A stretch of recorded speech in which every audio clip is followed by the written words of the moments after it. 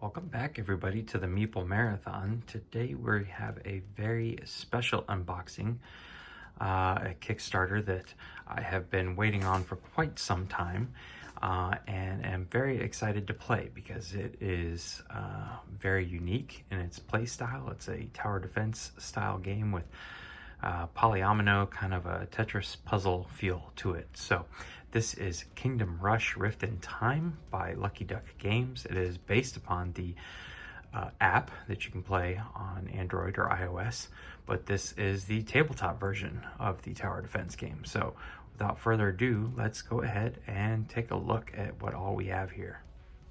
Okay, so this is the base game of Kingdom Rush Rift in Time, and again, this is based on the app. For me, as an iOS app, Kingdom Rush, and that's one of the reasons why I was so excited about this game, is that I was very into the Kingdom Rush app for a while. It's a very addicting little app, and it's a tower defense game. Obviously, hordes of enemies just come rushing in, and you're trying to upgrade your towers. You gain money, in-game currency, as you defeat the incoming enemies, and so as you defeat more enemies, you can upgrade your towers, and obviously the enemies get harder and harder as it goes on. So this is really the first style game that I've ever seen like this, where they have tackled tower defense in this way, and I believe tower defense is kind of a very tricky game to handle, and to my knowledge, the only other true well-done tower defense game that's, you know, it got some in-depth strategy to it is Cloudspire. Games like Castle Panic and things like that have accomplished it, but those are, you know, very lightweight in comparison. So this is quite a big box. You can't really tell from the shot right here, but this is roughly the size. I went around and compared it just because it looks so big sitting on the table, but it is roughly the same size as the Ultra Quest Stretch Goals box, which I just recently unboxed. It's a tad bit taller, but it's the same width as the Stretch Goal box and depth. It is, you know, not quite as big as my Thunderstone Quest Kickstarter boxes. So just for comparison's sake, if you're familiar with those, it's not nearly as big as Gloomhaven, obviously. But this is probably the, you know, fourth biggest box in my collection now. So let's, you know, just kind of take a look all around here. You can see that this giant box has some decent artwork on it.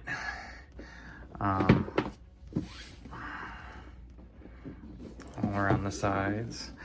This side's kind of interesting because it's just very, very large. You know, the 1 to 4 players, 14 plus, 60 to 90 minutes. And I'm going to attempt to flip this over. Okay. Shaking the whole table.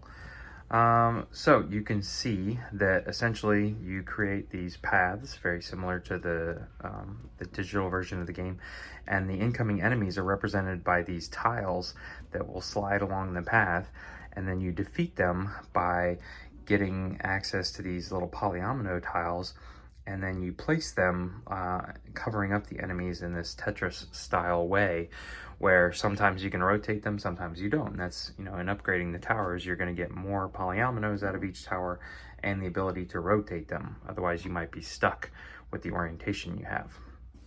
Then you have your heroes, just like in the app, that are represented by these really highly detailed miniatures here, which can move around the board and do their own little thing. So we'll take a look at all of that here now.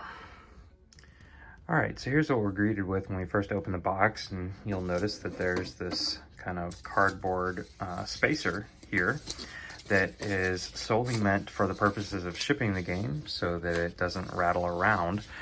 But what's really exciting is what's in this other box here, which is my Night Pledge upgrades, which isn't quite going to fit in there in the box, but the contents of here is meant to fill this space here. So I guess if you did not go for the Night Pledge upgrades, you know, you would simply want to keep the box flat on your shelf. I'm not really sure how well it's going to store. But for those of you who are familiar with me and my channel, I love coming up with storage solutions for games.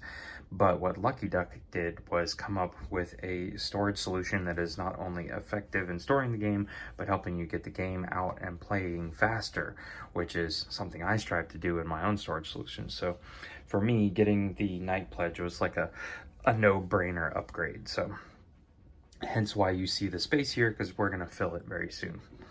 So you've got a set of stickers here. I believe there's actually 2 set based on a Kickstarter unlock. And so these are kind of the reusable style. There actually maybe even 3 on there. And for anybody familiar with the app, you basically, not only can you complete a mission, but you can get 1, 2, or 3 stars.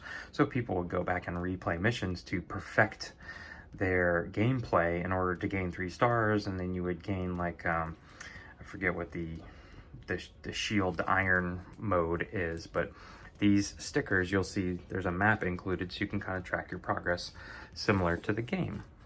Okay, so here is a sticker guide, difficulty levels, iron challenge, and heroic challenge. So there you go. All right, here is the rule book. Pretty straightforward. I have read through this several times on in PDF format as they've released the various versions, and I think it does a pretty good job of explaining the game. It is a little meaty. You know, in my opinion, this is a very straightforward game, but there are some intricacies to it that they cover in the rule book here. But really, it's not nearly as much as you might think. Like here, there's a lot of dead space on this board. Like, you know, there's not even any words up here. So some of these pages are pretty quick to get through, and you'll notice that you know, and this is just my opinion, I don't really know why they didn't make these references bigger. They have all this artwork down here, which is nice, but I really would have preferred those pictures being bigger. And there is a solo mode, or you can easily play 2-handed solo. And then the last couple pages are pure appendix, where they literally go into huge detail of what all the terms mean. Then they go through and explain what all your spells are. And then what I really like is they go into very much in detail into each individual hero, because each individual hero is going to play a little bit differently. They each have their own set of abilities, and so being able to just reference this at the back. So it's, you know, it's 24 pages, but only about 18 of them, or 17 of them, you really need to get through, probably even less than that. So probably about 15-page manual. Then you have this scenario booklet. So, you know, similar to the app, every scenario is going to be set up in a very specific way, with the path coming in a specific way and certain types of enemies. So that's essentially what this is. You know, they give you a general setup here, and then you can see, for example, here is scenario 1, Rift in Time. So very detailed as to what they're covering here. It shows you how you are laying out setups for 1-player, 2-player, 3-player, and 4-player. And I'll cover this more later, but what you're seeing here is the fact that when you're playing with 2-player, you're playing with green and purple. I guess you can pick your own colors, but if you're the green player, you can only place towers on these specific spaces. And all the way down here with 4 players, you can see that, like, you know, the red player only gets 2 spots. The yellow player gets 3 and 3 and 3. I wonder why the red player gets shorted on this one. But anyways, you know, you're going to have more towers in your hand and more spots to go to the lower your player count. But definitely playing with 4 players is going to be interesting. But this is primarily where I'm going to focus here, is on the solo mode, which we'll talk about more later. And then the 2-handed, just playing solo 2-handed. But I'm not going to flip through these because I don't want to spoil all the rest of the scenarios, but this is the basic one, and you can just kind of see how this scenario booklet is set up. All right, here is the map that, again, this is really just to kind of track your progress and your achievements. So it's just like a nice touch, but it is this nice large map here that stretches across 2 pages. And some of these, you know, like this is the Gerald and JT expansion. I believe this is the Spider Goddess expansion. So yeah, Ivanzan and Malik here, Spider Goddess, Gerald and JT. And we'll see some of those here in a minute. So this is where you're putting the stickers. All right, so now you have the massive amounts of polyomino tiles.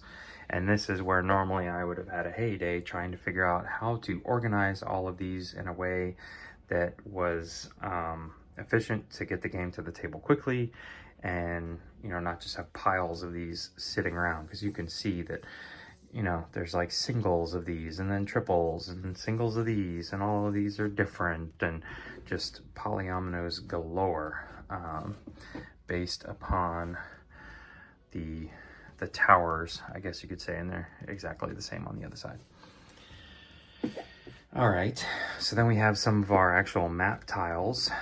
So this is like, you know, they'll use various of these to create the paths, and these areas is where you're going to be placing your spots for your towers to come up. So there's just going to be a mixture of these in here.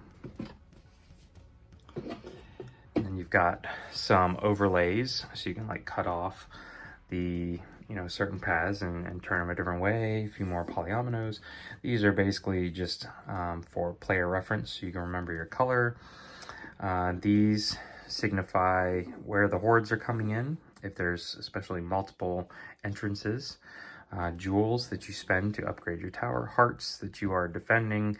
If the hordes get through the gates, you lose hearts. Here are some more overlay tiles. Again, just a mixture of these that are places that you're going to be placing your towers, but also can change up the paths. Here's even more polyominoes. More paths. There is just a good amount of cardboard in this box. All right, and let's see. I believe, yeah, so these are double-sided, which is really nice. So every single one of these large tiles here is something different on the other side. So again, just more, like this one's very intricate here. You could either, you know, do it where one group's coming in and you have 2 gates you have to defend, or vice versa, where you have 2 enemies all headed for 1 gate. Let's see what the backside of this looks like. Okay, so there you go. You know, you see these are individual things that, again, are just giving them the ability to change up the paths. So I feel like, you know, user created content here is going to be really big.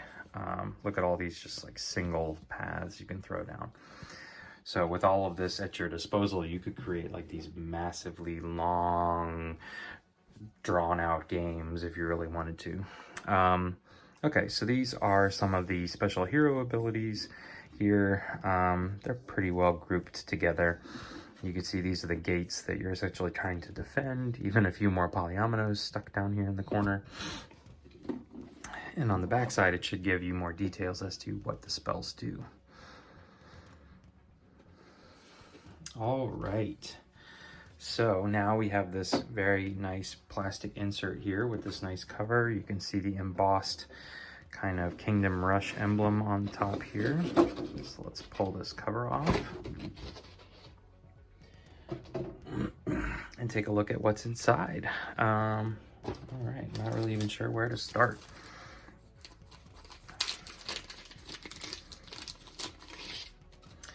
So here we have some of our, you know, just basic player cards. You know, I don't really understand the point of these. You're supposed to just play these down when you take your turn. I guess if you've got them up in your hand, you know you haven't taken your turn yet. These are, again, just a few more overlay tiles, reference cards for each of the heroes here. I guess Lilith is the only one that gets a reference card. Interesting. The bad guys, I won't spoil that one in the back there. And then helper cards. Okay. Then we have all of these hero boards, which are similar to Dice Throne, if you're familiar with that game. that they're somewhat unique. They've got some unique artwork on the back. They are all the same shape though. But essentially this is where you're going to be playing down your card when you activate your hero. This is where you can choose your special abilities for the game, track your health. This is how much speed you can move around the board, your basic attack.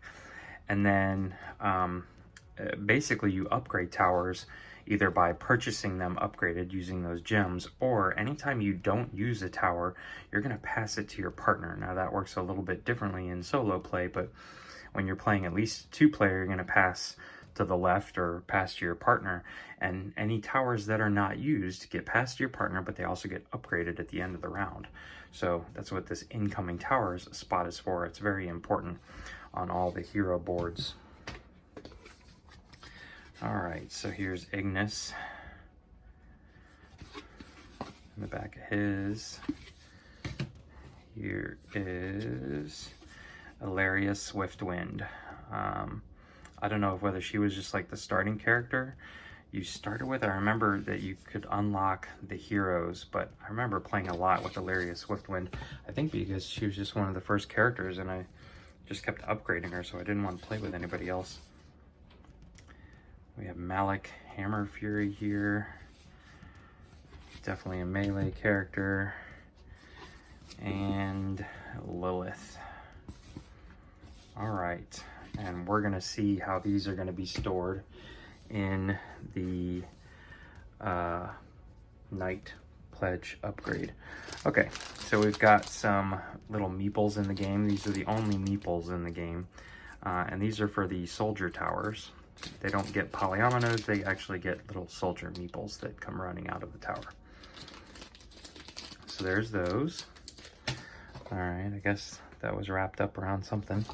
Okay, so here are the kind of overlay tiles, which are clear once you start pulling them out, so you can continue to see the landscape behind them.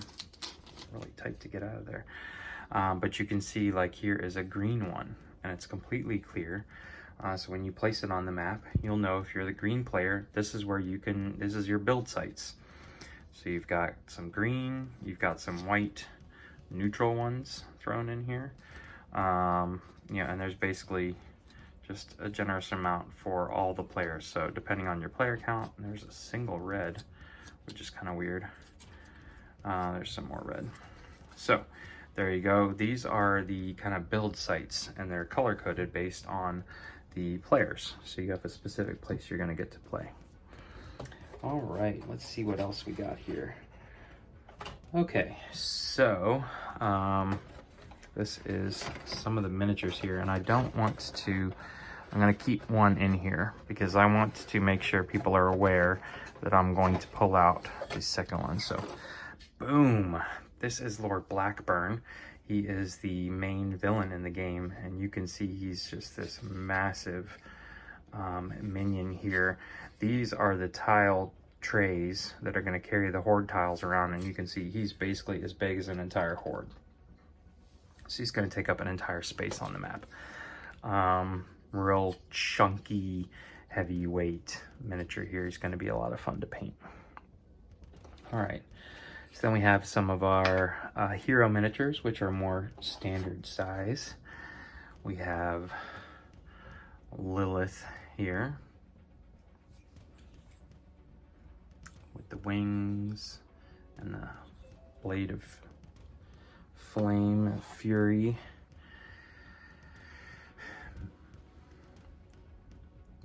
Malik with his big fat hammer. Again, these are real kind of almost chibi style, but not really. They're just very exaggerated features here. Ignis.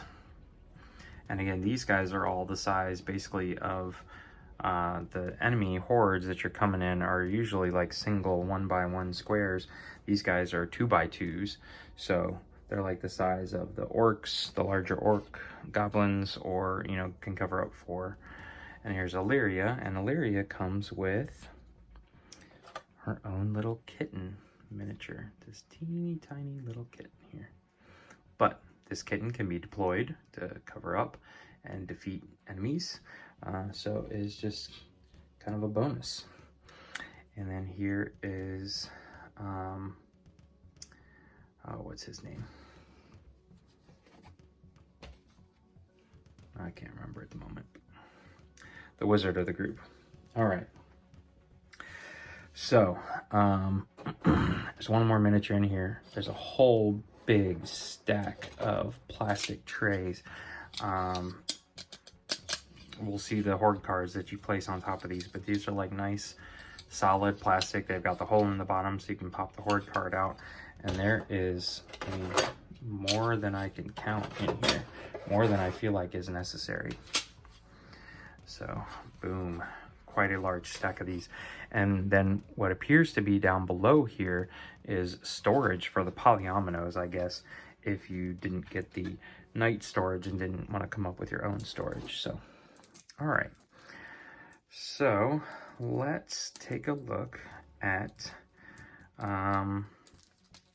some of these cards. So I'm going to get us a little closer so we can get a better look at, these are the tower cards. These are some special cards. We may not look at those. And these are the horde cards. So let's take a look at those, and then we'll show off what else is underneath here for anybody that wants to see. All right, so first up here we have the tower cards. Now, I'm not quite sure whether these with the backs are different here. I guess they appear to be all soldier cards. No? That's interesting. So I guess we'll probably find out why these appear to leave like a build site behind. Because, there you can see a couple of them. Like this destroyed icon, I know is what should be on the back of them all, because if you're fighting a portal card, if you use a tower, it is destroyed after it's done its damage. So, you know, you could use this amazing tower, but you're going to have to defeat the portal cards. So it's like this give and take of culling through your deck.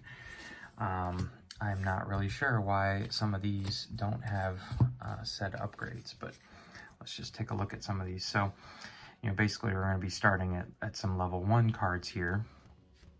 And you can see that the archer, when placed down, is going to be either able to hit the large tile directly in front of it, or adjacent, diagonally adjacent.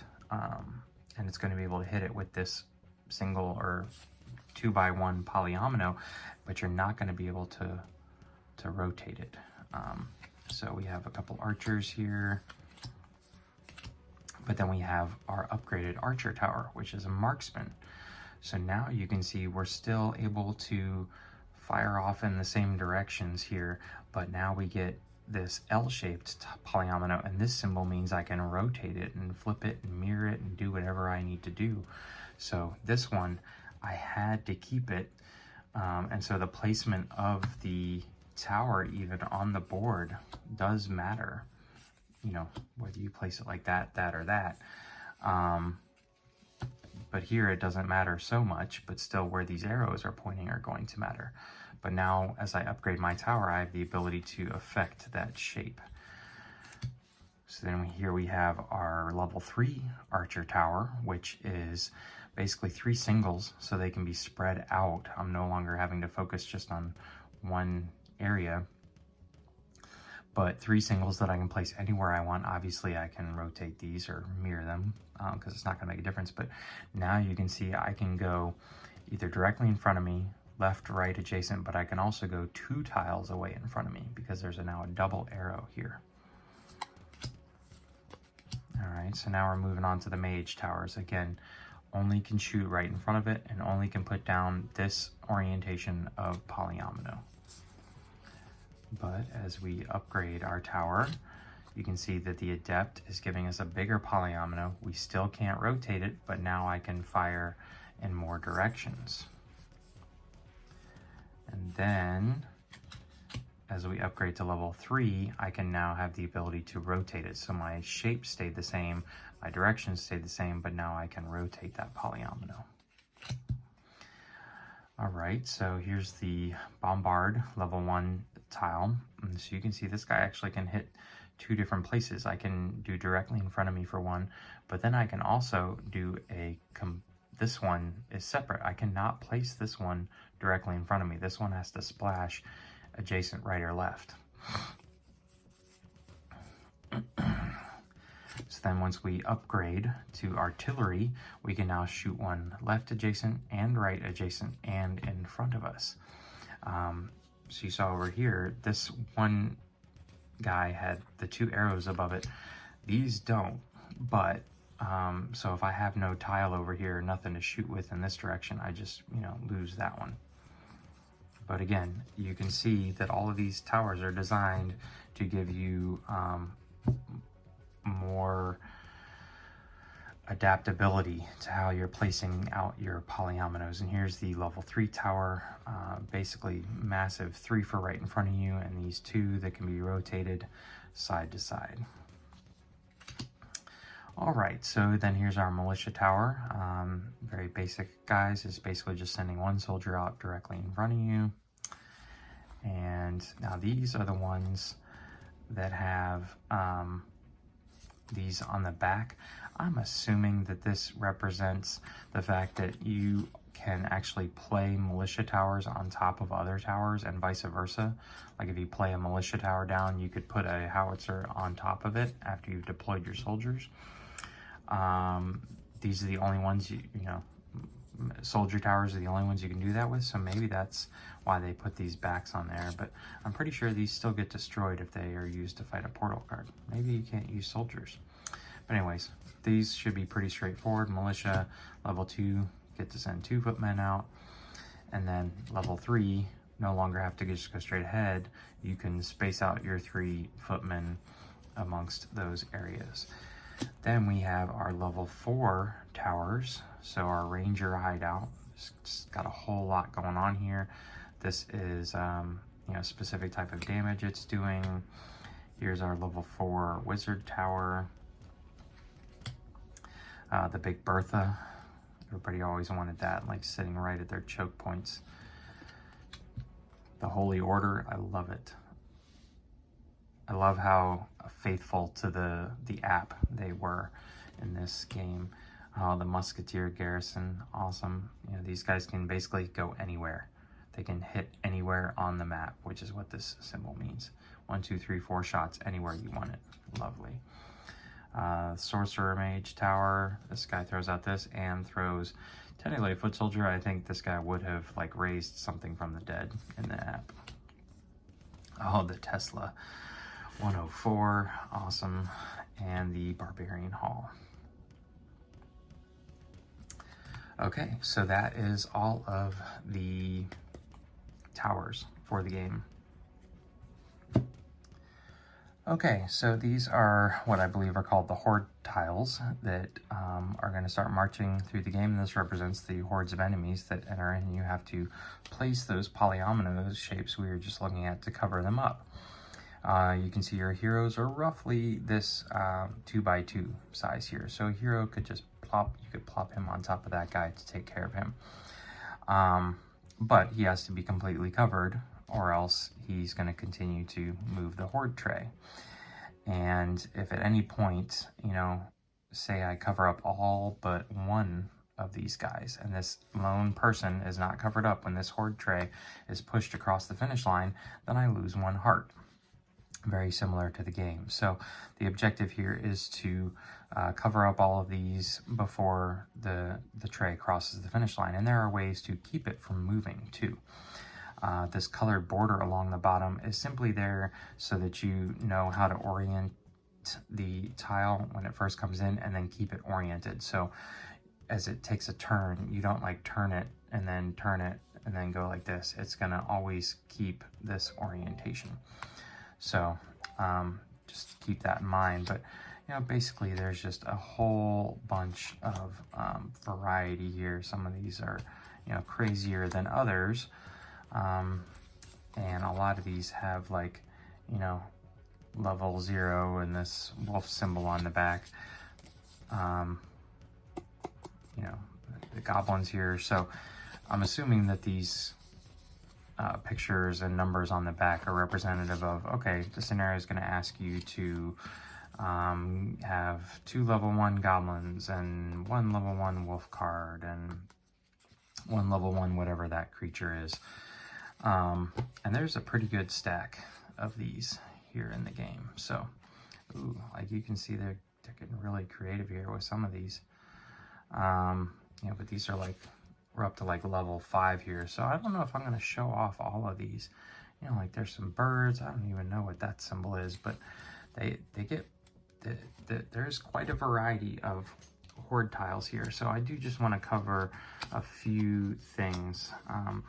So these tiles with the dogs on them, for anybody familiar with the game, knows that these guys run pretty fast, and they can, you know, outrun some of the artillery and some of the mage, stuff like that. So when these guys are out, this tile, if it is not defeated, it's actually going to move twice.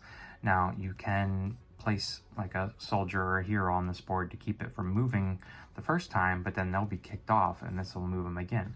But if I'm able, say I have 1, 2, 3, 4, 5 singles, and somehow I'm able to cover up at least these 5 with the double arrow symbol, then this card only moves as normal.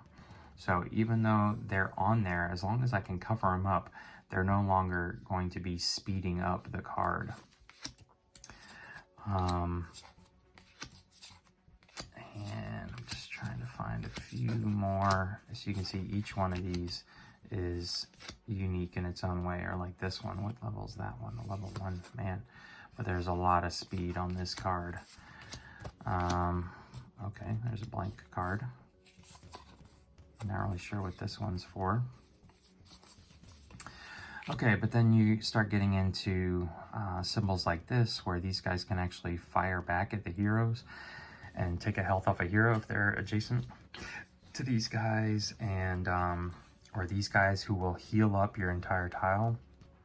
So if, you know, for some reason you can't cover up these 3 guys, it's pretty worthless to even throw anything on this tile, because it's just going to wipe off all the polyominoes. So again, you know, and here is an example of a portal card. So this one you can see has a few things. One has a couple of unique enemies here, which have symbols that you're going to have to reference.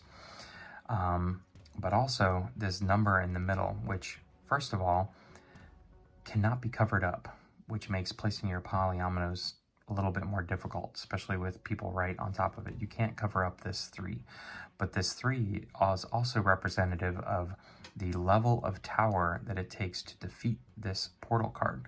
So you can't send a level 2 tower out to put damage on this portal card. You have to have a level 3 tower or higher. And then again, anytime you use a tower against a portal card, it's going to get flipped back over and damaged. So again, some strategy. And there's a mixture of these, usually about 3 per scenario of portal cards that are going to be mixed in and come out. And generally, once you have defeated the last portal card and survived that round, then you have won the game. You don't have to knock out or survive all of the horde cards, which is essentially what you have to do in the app. So, but this is just an example of a portal card. There you can see there's a giant ghost on that card. So again, all of these, I believe, because a lot of this stuff isn't covered in the rule book, so I'm guessing that they're going to kind of unlock it in the scenario books for you, which is kind of exciting.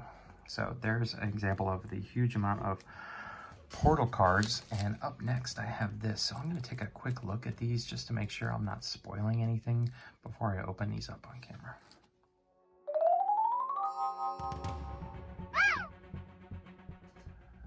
Okay, so I took a brief look at these cards, and in my opinion, this could be considered spoilerish, so I'm actually not going to show these cards off. They appear to be kind of the, you know, the final boss battle cards and you know, scenario-specific cards and things like that, which is always exciting that, you know, the rules can constantly be changing, but just so you are aware, there's a whole nother stack of cards which are going to change things up.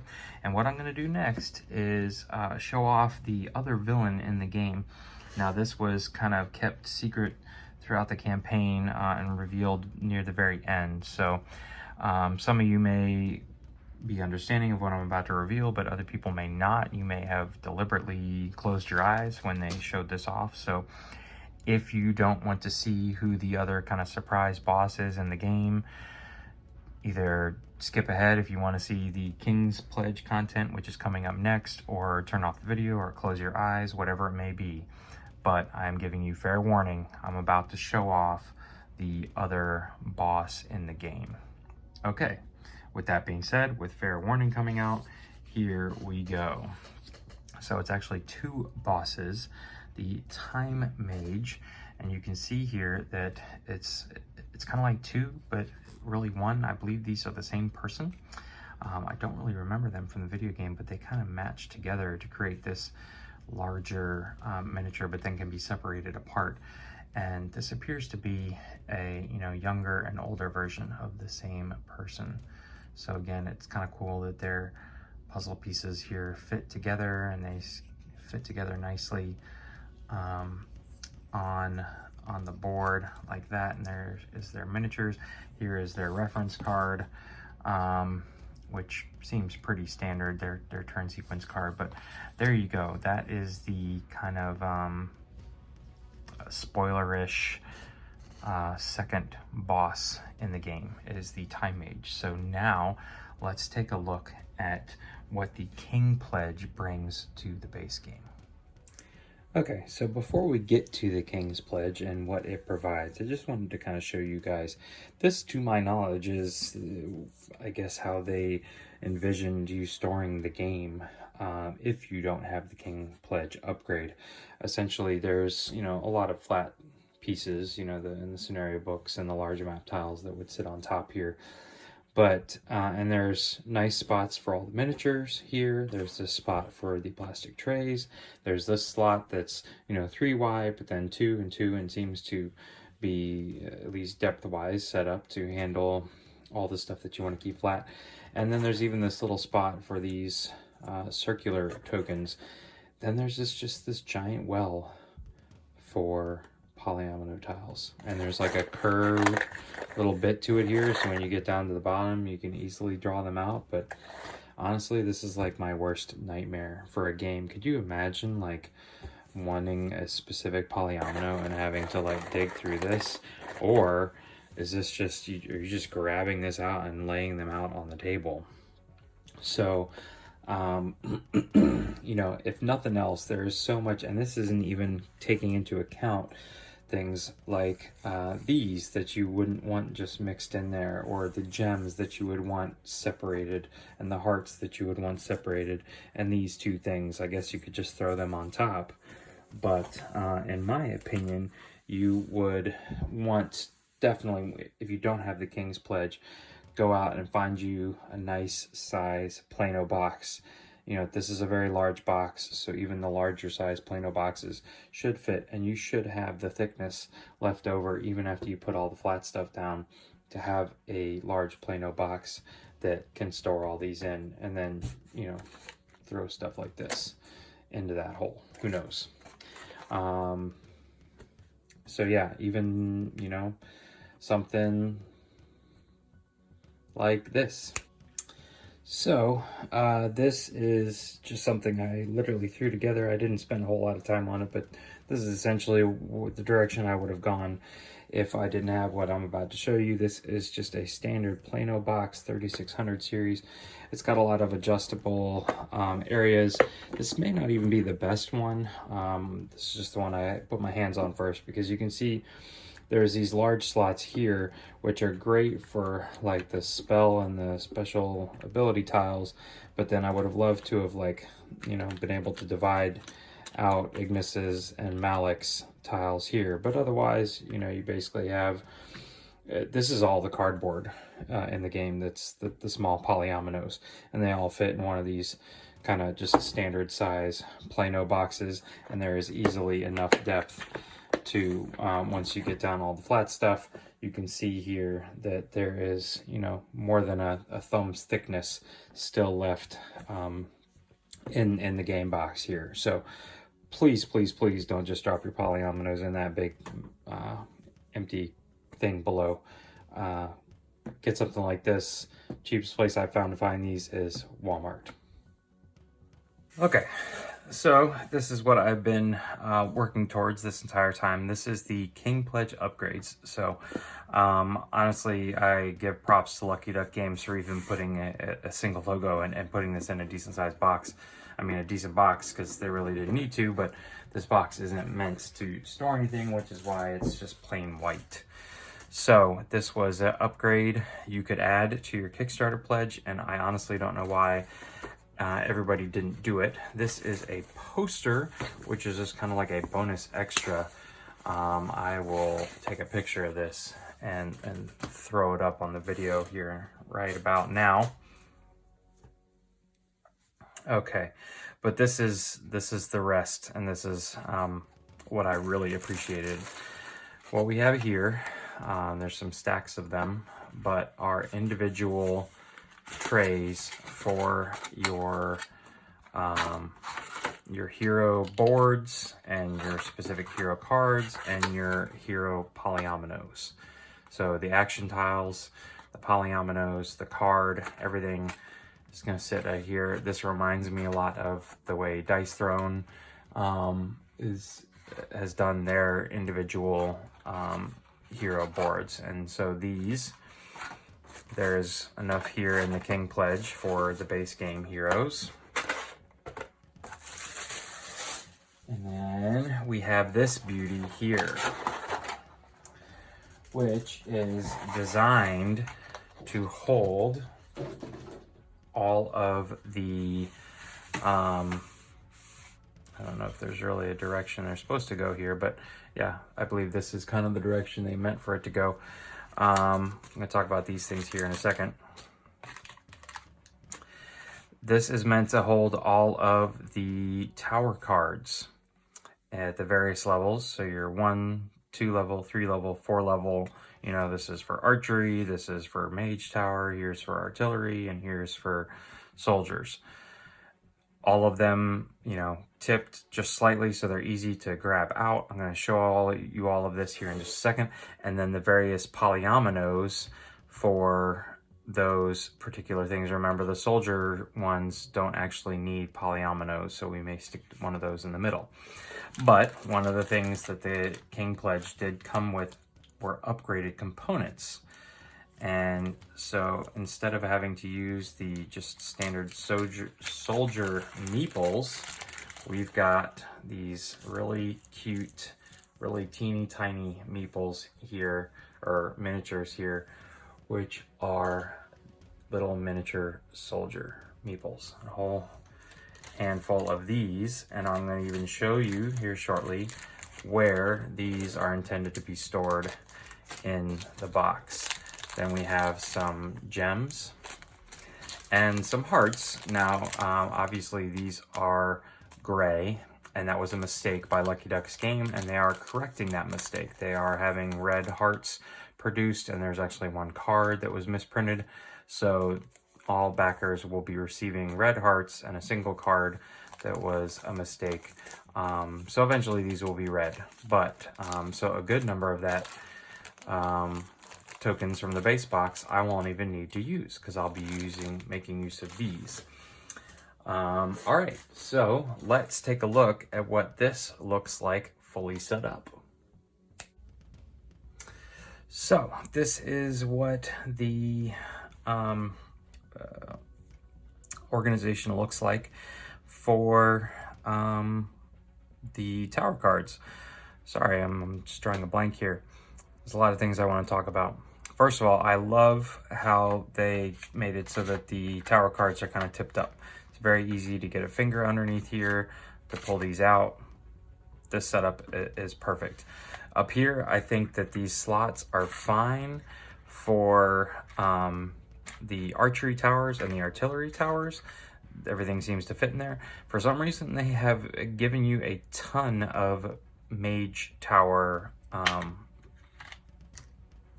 polyominoes, and they really don't seem to fit up here. And you can see that even with the lid on, the lid doesn't really lay flat, and you know, it's very easy for those to to slide off and just get mixed up. So I'll probably be pulling some of these out. It seems like actually what there's the most of are these large polyominoes here. So I'll probably pull some of these out and just make it so they don't create a mess if they slide around. You know, something like that. I feel like there's probably plenty of polyominoes there to play the game with. And if I needed to, I'll just keep these in the box with the other, you know, like cardboard hearts that I don't need, and I can pull them out if need be. I really would have liked to have seen there be, you know, I guess maybe if they had made this thing a little bit thicker and these tipped up a little bit more, so that there could have been a larger wall, a more concrete space for each one of these, so that there wasn't so much possible spillover going this direction. But again, I really just do love the fact that they even attempted and went out and did something like this for the game, because I think this is going to be very helpful to just pull this out of the box, set it down, and say, all right, let's go, let's play. The other part of the King's Pledge is the individual kind of hero boxes here. You know, I'm not a super big fan of these lids. They don't really like stay on super well. They're kind of flimsy. Just gonna throw that out there. But I think these are really nice. Again, just a similar style lid that seems to stay on okay. You're supposed to place the hero card on top there so you can easily tell whose is which. But then there is room for the player boards here, and then room for the polyominoes. And see, this is what I would have liked to have seen somehow. And I know space is limited, but to my knowledge, there's going to be even, you know, plenty of thickness that they could have worked with. But you can see here, there's plenty of room for me to like fish my finger around in here and be like, ooh, there's a single, I'll take that. Some of the other ones have more, like Ignis here. You'll see just in general has more polyominoes. So his is going to be more full. But place for their hero board. This is for their 4 basic or special action tiles. And so everything you need except for the miniature of the individual hero fits right into this, which is really nice. You just decide who you want to play with, pull that out and hand it to whoever that may be. What's interesting is that these containers are already included in the stretch goal box and the little mini expansions. So it will be interesting to see that if people buy the retail copy and it doesn't come with these upgraded components, but then they buy an expansion and it does, whether or not they'll ever offer these upgraded kind of storage components on their website or even in retail. So again, this is and like you can see there, just the lid slid right off. So the lids could be tighter, the plastic could be a little thicker, but otherwise I think this is a good effort on Lucky Duck's part. So let's take one final look at how everything fits in the box, since this is a storage solution that came all set together. Okay, so as best I can figure, this is probably the best way to store everything in the box. It is a little unfortunate that there's not 6 heroes. It just made it so these essentially have to go on top, and the box isn't quite wide enough to fit, you know, 3 across or anything like that, or, you know, certainly fit them like this. So these will be sliding around a little bit on top. Hopefully everything stays put. So take these off the top, and then all the, you know, the flat stuff, the manuals and everything, the sticker sheets, everything that you want to lie flat is all lying flat and hopefully weighing down the lid of this thing enough that it keeps everything in place. But there's really no good way to get this out of the box without things kind of spilling. I mean, that was probably the best I could have done right there. And then essentially you have what was originally intended to be the storage solution here at the bottom. Right now, I have all of my extra stuff in baggies. Here you can see the extra polyominoes I pulled out. But here are my hearts, my gems are in here. What I will probably end up doing is finding something, because you can see that since I took out the player boards, there's a decent amount of space right here. Find something that can fit in this space to hold my gems, hold my cardboard that I'm going to need to pull out every game, hold my hearts, things like that, and then just keep this kind of extra stuff that I don't plan on really using that often in this well.